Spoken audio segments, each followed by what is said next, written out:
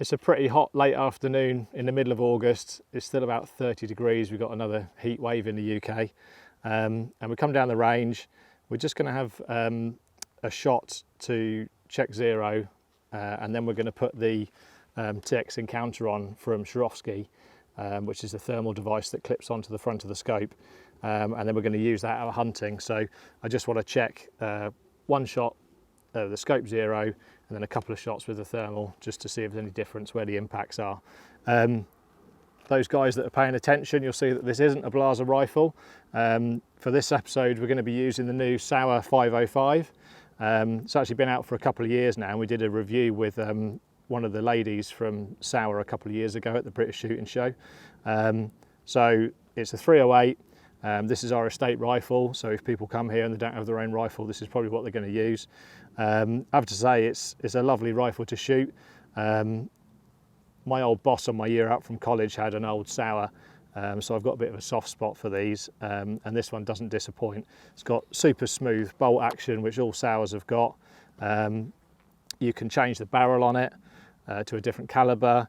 It's got the quick release scope mounts that go back on in the precise way, so if you've got a different caliber barrel and a different scope that's zeroed to that barrel, you can swap them both over and you're ready to go. It's also got adjustable cheek piece at the back, and then the trigger has got 4 settings for different pressures that you can set. So this one's set at the second lightest pressure. Yeah, so looking forward to using this tonight, and we'll see how we get on. Yeah, so down here at 100 metres, we've got 2 steel discs. We're going to use the left one for the normal scope without the thermal clip on the front, and then we'll use the right one with the TX Encounter clipped onto the front, just to see what the difference is in terms of impacts.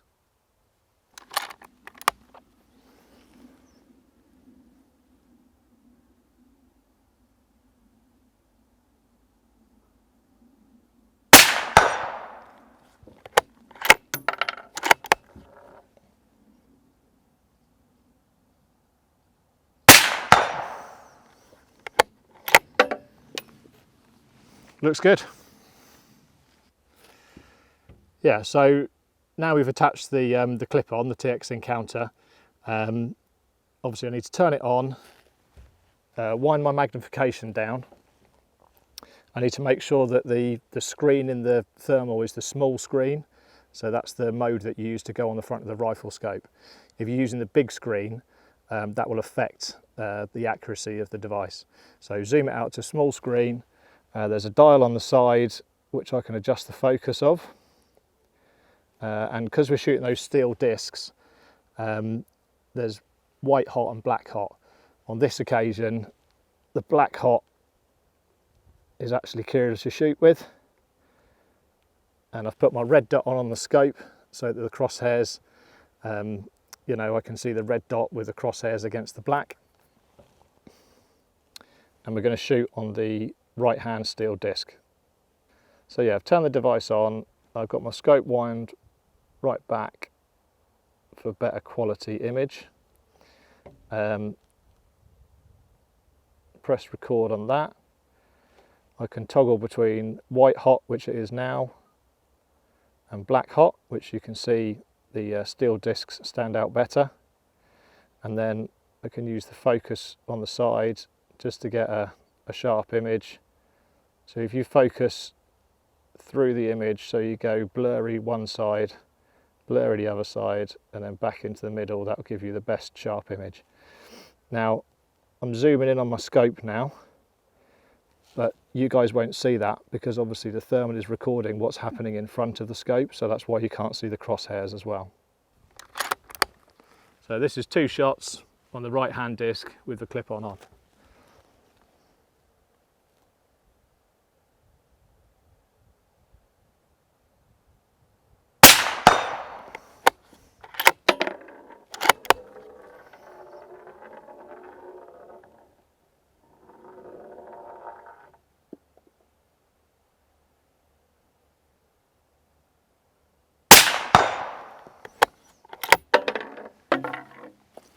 So obviously when you're looking through the thermal, and you guys will see on the screen, I'm just centering the crosshairs on the black square of the disc, because obviously it doesn't show up the detail and the colour and where the cross is. So like I say, just aiming in the middle of the disc, it looks like I can see where the strikes are just from the difference in the heat where the bullets hit it. But we'll let all this cool down anyway. We'll walk down and have a look. Yeah, so down to the targets now. These are 25 centimetre square discs. So the left one we were shooting, just the normal scope, actually aiming at the cross because I could see obviously through the normal scope where the cross is, and that's, you know, 1 centimetre high at 100 metres. The right one we shot with the clip-on, obviously not aiming at the cross because you can't see the paint through it, just aiming in the middle of the square, so obviously aiming here, and the shots are about 3.5 centimetres high. I think the tolerance from the manufacturer on that clip-on is that they could be within 4 centimetres of your 0 point. On the TX Encounter you can actually digitally zero it, so I'm lucky my one just shoots a bit high, which is great if I'm shooting beyond 100 metres because I don't really need to worry about bullet drop. I can just aim in the usual place if I'm chest shooting. But if you guys got one and found that it was shooting a bit left or right or low, then you can actually adjust that in the device to get the impacts exactly where you want them. So yeah, really happy with that. Nice groups from the Sauer. Obviously only 2 shots, but it's really hot, and any more than 2 you just can't do anything because the barrel gets hot and the moderator heats up and you just get a heat haze. So yeah, we'll leave it at that. That's confirmed what I wanted to know, so we'll make a plan and head out stalking.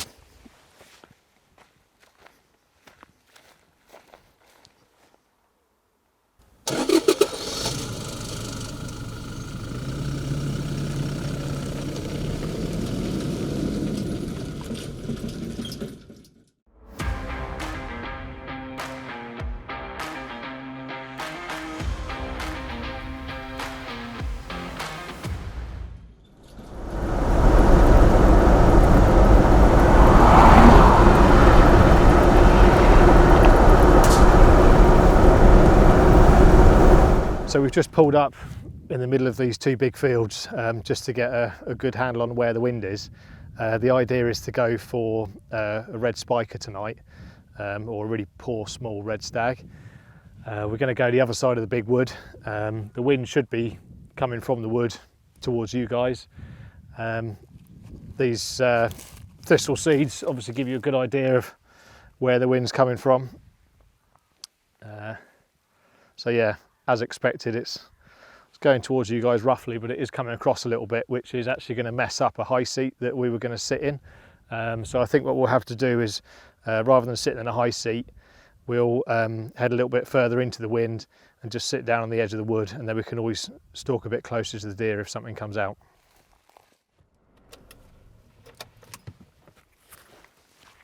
So the mag we got with the Sauer is a 3-shot mag. They usually do a higher capacity mag, so we'll have to look into getting one of those. But because we're going after the reds, I've got 1 round that I'm going to put in the chamber and then put the mag underneath with 3 shots in it.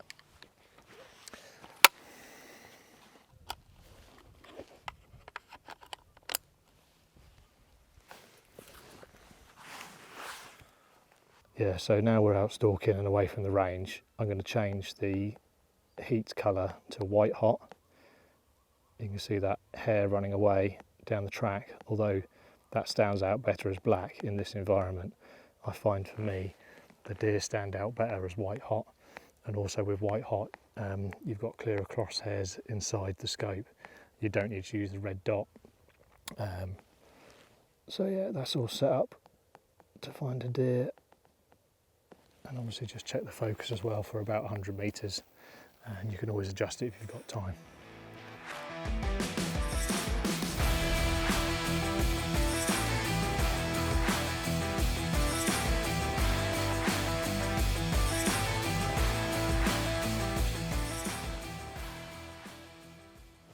Yeah, so just stalking in carefully now. The red deer tend to lay up in the day in this bit of wood on the right hand side. They've been coming out onto a stubble field, and then on the left hand side of the stubble field we've got a field of potatoes which they haven't harvested yet, and on the right hand side we've got a field of maize. So I'm hoping between the two we're going to get something come out. Obviously we're lucky with filming, we've got two thermal devices. We've got the TM35 Plus, which I'm using as a spotter, but you can use as a clip-on.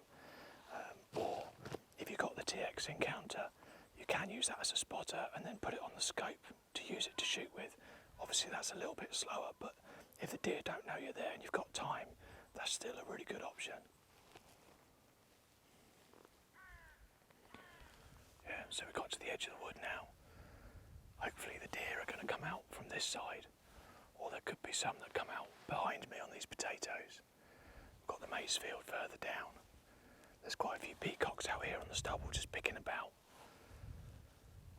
We're going to sit in this high seat, but I think the wind will just deflect down the wood a little bit too much, and probably the deer will smell us before they come out.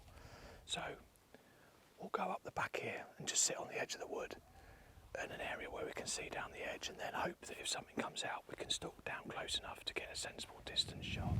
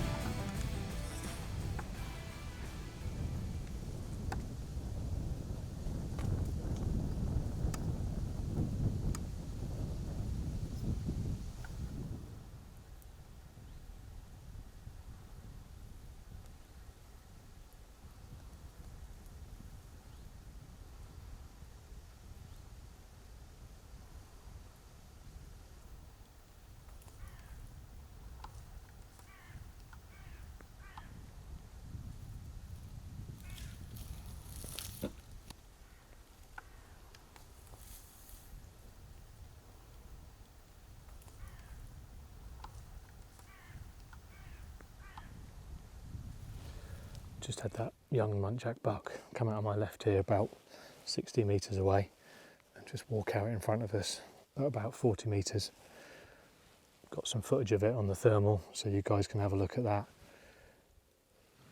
I guess if you're using clip-ons, it's quite important to try and observe the deer before you shoot it, just to make sure that it's stood correctly.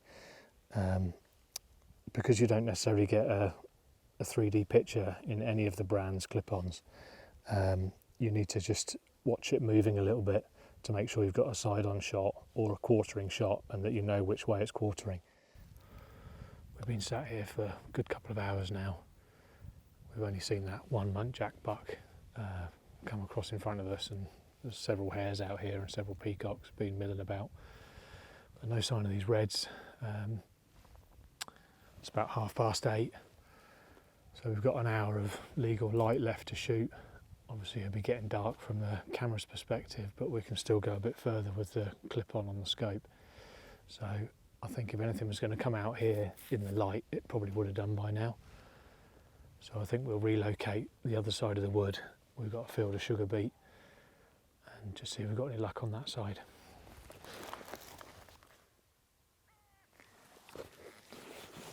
It is very quiet tonight. Usually, well, I'd expect to see a bit more than this. I think where the temperature's just ratcheted up again, they're just not coming out until it's later. There's a couple of muntjac barking in the wood behind us, but there's usually 2 or 3 on this edge, but there's nothing there. We'll just have a look around the back of this reservoir. Fingers crossed.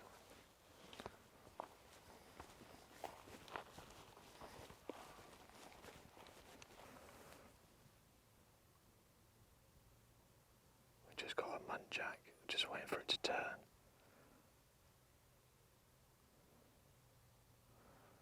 Bum onto me at the moment.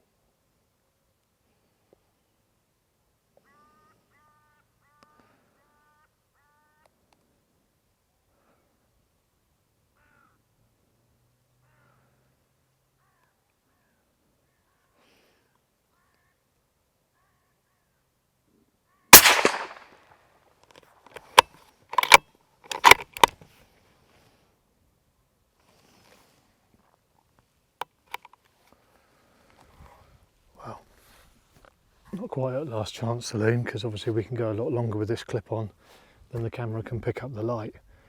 But we've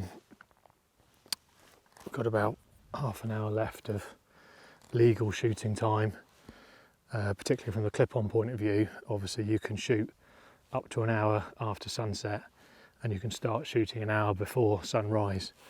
Certainly on the fields, on the stubble fields with our, you know, high quality scopes, we don't need a clip-on to shoot on those areas, but you know, if you're shooting under trees or in woodland, then the clip-on would be helpful in that sort of scenario. So I think it looks like a young muntjac buck, about 100 metres. It's gone straight down. We'll go and have a look.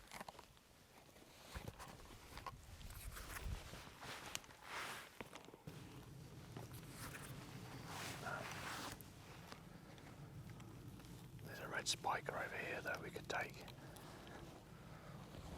Come back down.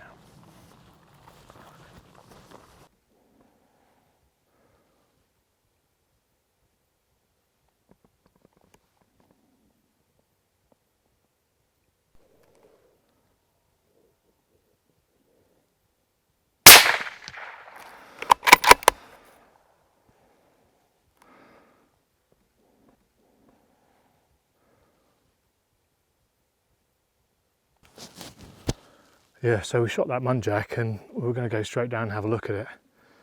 But I just had a feeling there was going to be something else around the back of this reservoir, so I changed my mind. And we came around the back corner, pushed the muntjac out of a little hedgerow.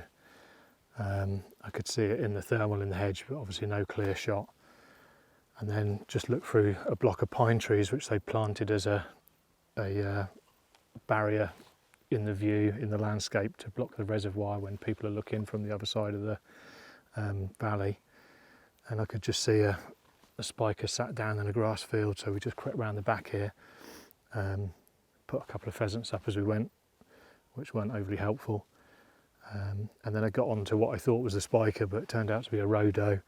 And then I saw the two spikers running round. Luckily managed to give them a shout, and I guess it was about 150 metres, so just aimed straight on the shoulder.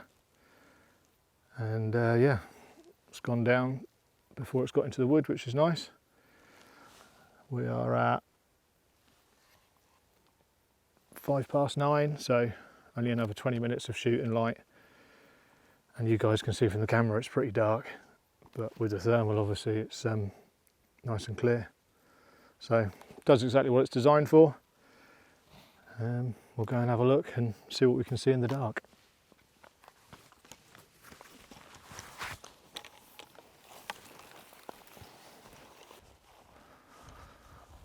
Right, very good.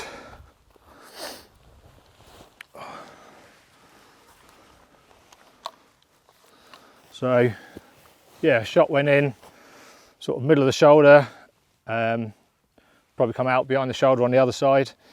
Quite a narrow spiker this one compared to the other one that was there. It's got a couple of points on the top of it, which normally we would leave ones with multi-points, but where it's so narrow, and obviously we haven't seen much, we've got to take something. It's probably not a bad one to take. The other spiker that was with it had wider antlers.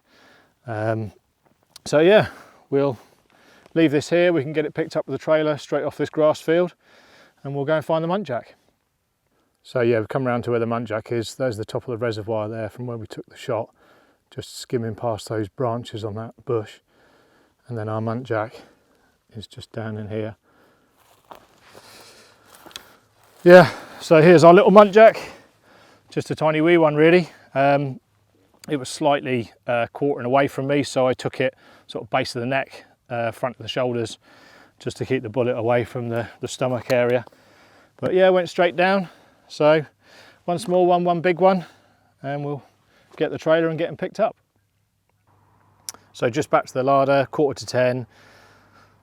Big red spiker compared to a small under 1 year old muntjac, with both of 308 with the Sauer 505, using the Swarovski TX Encounter. I suppose the only thing to add about those clip-ons is just check your country's legal status on clip-ons and night vision type stuff on the front of the scopes. I know in England we can use clip-ons within the legal shooting hours. Natural England and the Forestry Commission, they are in the process of trying to make night licences easier to obtain in England. Not sure I'm a huge fan of that really as a full-time employed deer stalker, but I can understand why they're doing it, to try and get on top of some of these you know, mega herds of fallow and stuff like that. But I think as stalkers, those clip-ons are a tool in our box that we can use to help shoot a few more deer at either end of the day within those existing legal shooting times. So yeah, are they going to replace old-fashioned scope and glass for me? Probably not on a daily basis, but they're certainly a good tool to have, just like the thermal spotter was when they became more affordable sort of 10-15 years ago. So yeah, there we go. Be September next month, and we'll still have roebucks in season, obviously muntjac, red spikers, fallow. So I'm not sure what we'll be after, but we'll have a look round and see how we get on in a month's time.